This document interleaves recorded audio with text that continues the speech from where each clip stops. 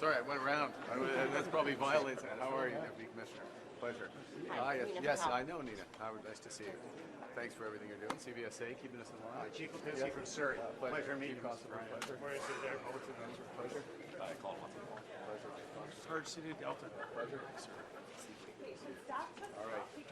I'm going to go around and come through properly. Absolutely. Yeah, absolutely.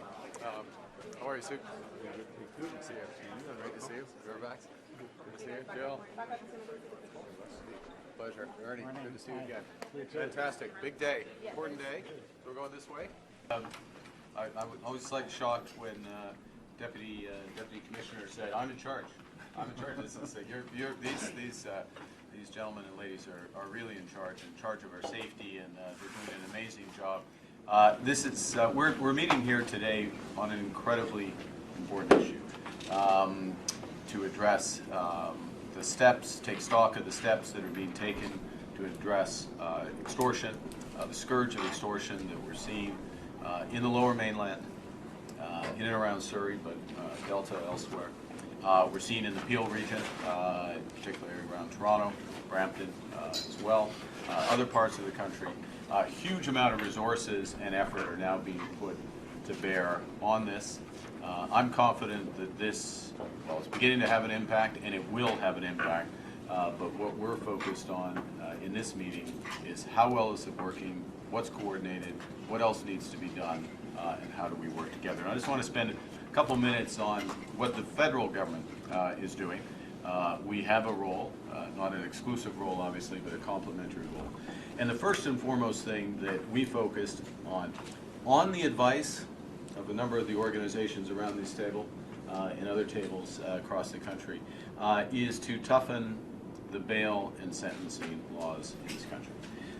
In fact, we put forth a number of bills over the course of the last few months in Parliament that is arguably the most aggressive tightening of the criminal code seen in decades. That includes tightening, as I said, bail and sentencing laws under a bill called C-14. It provides steps such as, and this is again on advice that we receive, reverse onus for bail in cases of violent crime, extortion, use of arson, threat of arson, use of firearms. In effect, you have to prove that you should get bail as opposed to a presumption of having bail. It provides for consecutive sentencing in a number of these cases as well, so that the penalties are extended. Tougher sentences for home invasions, for use of weapons, for arson, all of the things that we're seeing in and around extortion. In fact, there's 80 targeted amendments to the criminal code in Bill C-14 alone. So again, I want to thank the organizations here, the individuals, organizations, police organizations across the country, prosecutors, others who provided that input. We have acted on that. It was a source of some regret, I will say, that we had ultimately to get every premier in the country to back the federal government so that Parliament as a whole would move and unblock this bill. It is now unblocked. It's now moved to the Senate, through Parliament, moved to the Senate, and we hope for swift passage because we need to put these tightenings of laws into place. That's the first point. Secondly, strengthening our immigration laws and our borders laws, basically ending the fraudulent use of asylum seeking by criminals to drag out processes and to avoid justice, in effect. A series of tightening there. Those measures are now in the Senate. Again, we need to see them passed. I want to highlight a very important bill that needs to move, which is Bill C-2, which is another series of border measures. But one of the core things that it includes is something called lawful access. Now, lawful access is through the courts, getting a warrant, but being able to access messaging between suspected criminals. And these individuals know from their investigations, from their prosecutions, that what we see in extortion is very often through private messaging services. That's the mechanism to terrorize our population.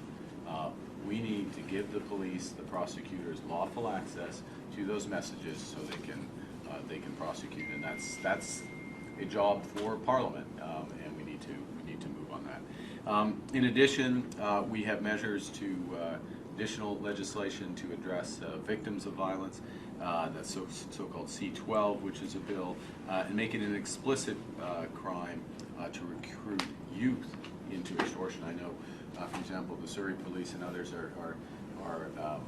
have education campaigns and other campaigns in order to ensure that the youth don't come in, aren't pulled into these gangs in effect. But we need to toughen it on the legal side. Also, legislation to combat hate in our communities, intimidation, people going to their synagogue, to their mosque, to their church, to their community center, a series of other measures, as well as the exploitation of children online. We've also taken steps as the federal government to list as terrorist organizations groups involved in extortion. The most notorious is the Vishnoi gang, again on the advice of the police, working with the advice, for example, as well as the BC government, listed the Vishnoi gang as a terrorist organization.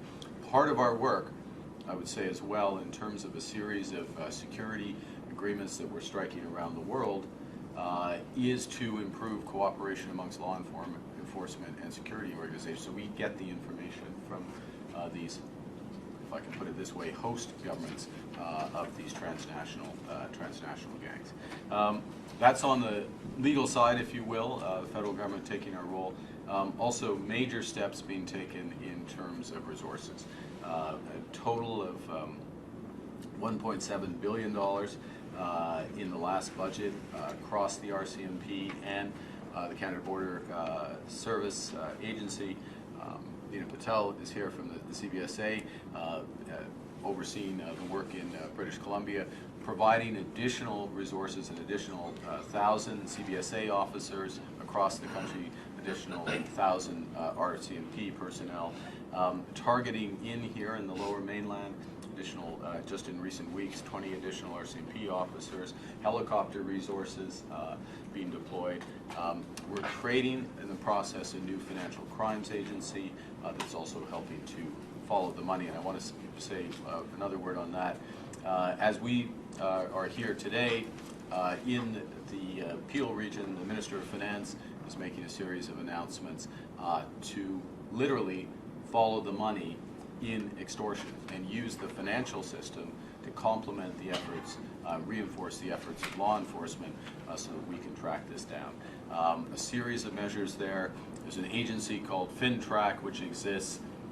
It's a bunch of people, very expert people, a bunch of algorithms that with the right authorities can track the behaviors of people who do extortion. Remember, these are often quite modest payments relative to the size of the financial system, but there is a pattern, and we need our financial institutions to recognize the pattern, to follow the money, provide law enforcement and prosecutors with the information.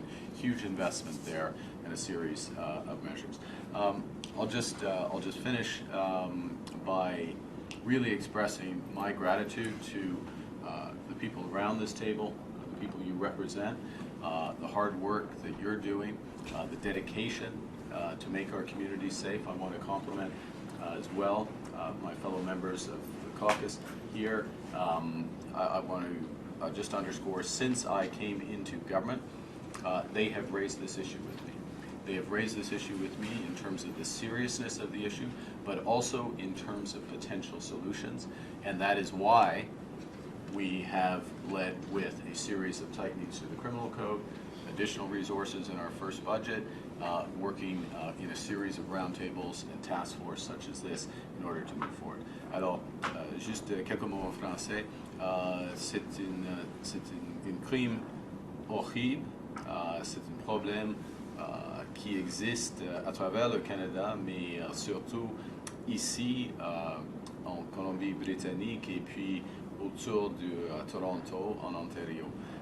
Il faut avoir des ressources, il faut avoir une équipe, il faut avoir un resserrement des lois du Canada. Le gouvernement du Canada est en train de le faire. Et il faut que le Parlement passe tous les projets de loi en ce qui concerne extorsion. Et en même temps, on dédie beaucoup de ressources, plus de 1,7 milliard de dollars pour le GRC et pour les agences qui protègent nos frontières. Alors, merci beaucoup. Thank you all. We've got a lot of work to do, and I probably overstayed my public remarks welcome, so we'll extend the time and really dive down in what's working, what else can we do, how can we coordinate better, and move forward. And I'll just reassure that we will address, we're in the process of addressing this issue collectively with law enforcement, with our prosecutors, with our municipalities, with the provinces, with the federal government. We are going to stamp out extortion. Thank you very much. Thank you, guys.